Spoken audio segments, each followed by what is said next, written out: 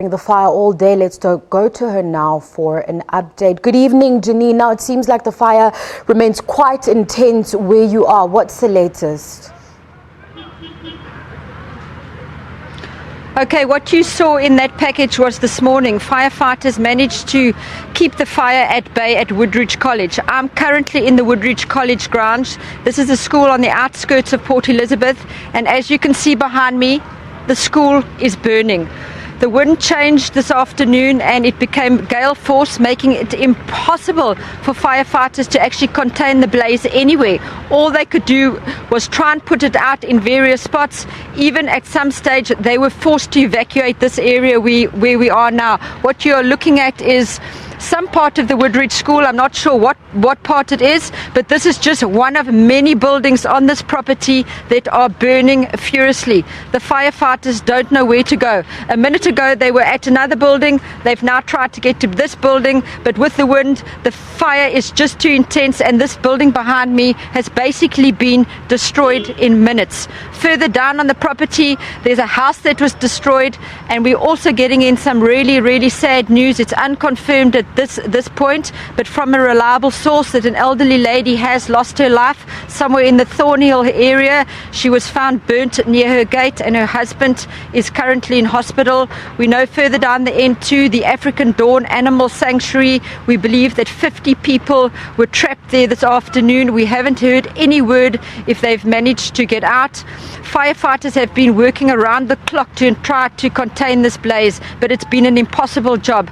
By mid-afternoon this morning, the wind was gale force. The wind was jumping roads. There was a back vacuum, so if the fire was going one way, the seconds later it changed and blew the other way. When firefighters thought they had it contained on one side, seconds later it had jumped the road. We had people from informal settlements evacuating their homes. We know that the Crossways village, they have been evacuated, and we know that there's a Jersey cow farm further up across the N2. They were on standby to evacuate. Not sure if they were evacuated, but the smoke, the wind and the fires have been intense today, and I think it's going to be a really rough night for firefighters, not only in this particular area, the Van Stadens N2 area, but also in the Nelson Mandela Bay Metro. We know that there are fires burning on the west side of Port Elizabeth, the Thornhill side near Port Elizabeth, Victoria Drive, Marine Drive, the Sacramento Reserve is on fire. So people are on high alert, and these fires have been going for a number of days. So we've got some very wary firefighters, and I spoke to the fire chief and he's commended the volunteers that have come out and helped. You're looking at another building there that's on the Woodridge property that's burning. In fact, these type of buildings are all around me. I can compare this almost to a war zone. I've been reporting for 21 years, and this is some of the worst scenes that I've seen, and what has made it so difficult is the fact that the wind has played havoc with the firemen's efforts.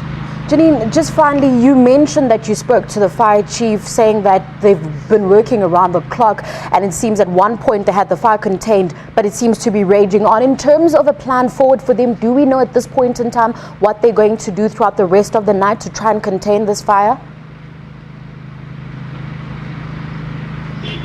You know, these guys are almost like machines. They just on full speed ahead. There's no talk of sleep or stand down. We've heard that even every single off-duty fireman from Nelson Mandela Bay and the surrounds is helping here. They're not going to stand down. They will continue through to do what it takes to bring these fires under control.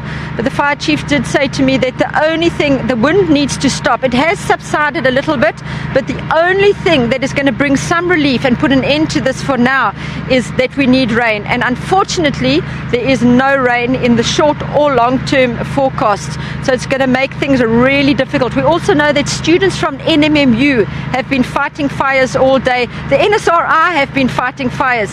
It's been such a community-driven effort.